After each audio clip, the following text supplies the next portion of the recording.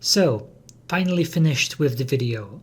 There will be, well, there are already a lot of changes, as you may see. The style of the thumbnail, maybe not the topics, because I still talk about, writing and storytelling. But I decided to go a bit more professional with my channel.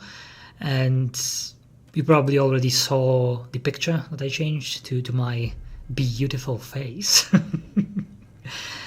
Actually, I don't think that's great, but I managed to get a decent photo without looking too badly.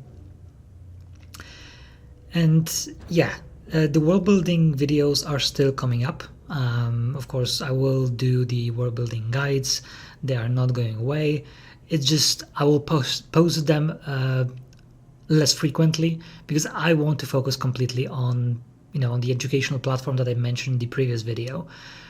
I really want to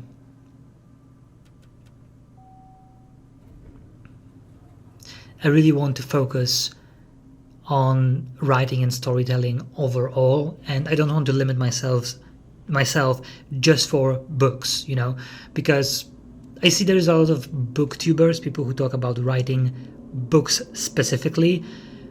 I think I want to be a holistic writing channel. Holistic, but meaning I want to talk about storytelling overall. It doesn't matter what is the medium.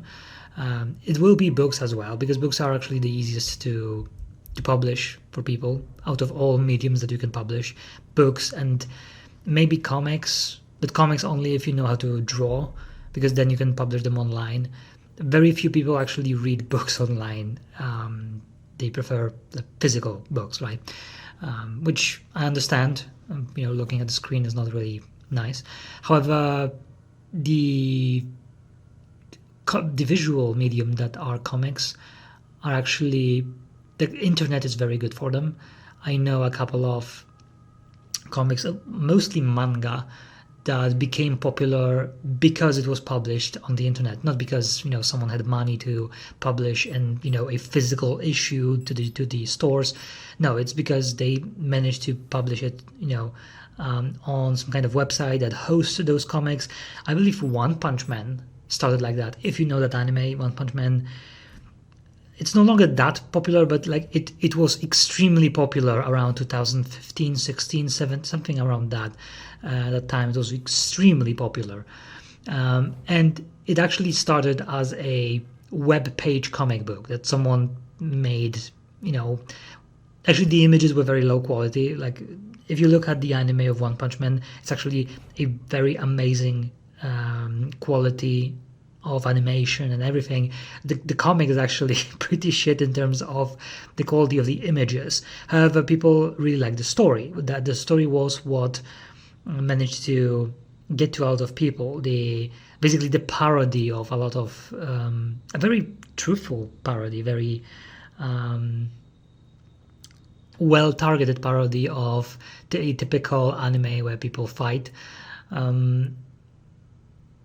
Yeah, actually, I don't think I'll be talking about the anime when we are in this subject. I don't plan to, at least.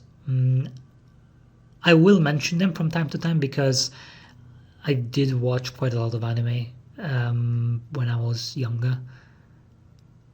And anime is popular as a storytelling medium. There are a lot of really neat things that it can do. I have a very mixed relationship with anime. I love it and hate it at the same time. There are anime that I really love, and there are like tropes in anime that I just cringe whenever I see them. Like the cute eye sweet characters that talk like babies, or that everyone always talks what they feel, which is not how human act. Like that's not how human behave. Like humans do not talk constantly about their feelings and are not open with that constantly. I believe that people who write mangas are very socially awkward, so they don't really know how relationship works. Yeah, this one will be much shorter. I just wanted to say that a lot of changes are coming. I was actually supposed to publish that video last week. I was not happy with how it looked like.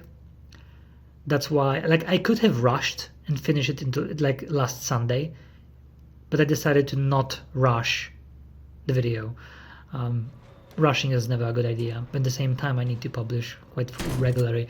But turns out it was actually a really good idea to publish it now, 2 weeks from the previous video, because I finished that video much earlier, and because of that I now had a lot of time. Like, the video was actually on my channel for quite some time. It was for a couple of days now.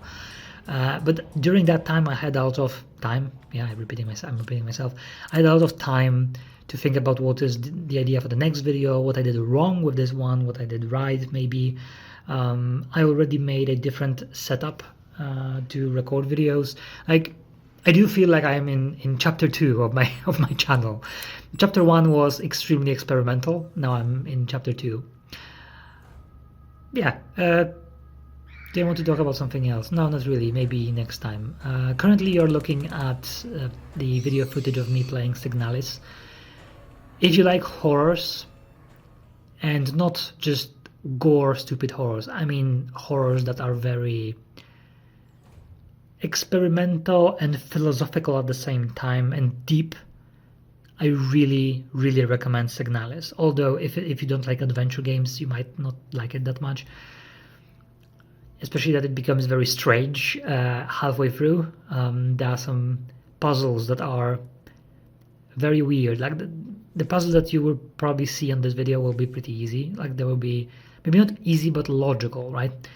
The puzzles that later on will become fucking insane, and guide will be necessary. But I really liked Signalis. It is a really good story, told non-linearly. And if you like Dark Souls, and the way that Dark Souls is very, like, I know that it's a trope to compare everything to Dark Souls, but the Dark Souls is a good example of experimental storytelling. It presents its story in a very strange way. Signalis is very similar with that. Like, not similar to Dark Souls, but similar in the way that it doesn't tell you the story upright. Like, if you will play the game with a brain lag, like just trying to piece together the story from what you're playing in a very general manner, you will not understand the story. You need to actually read between the lines. You need to actually understand that it's a non-linear story, and there are a lot of things that are not chronologically shown.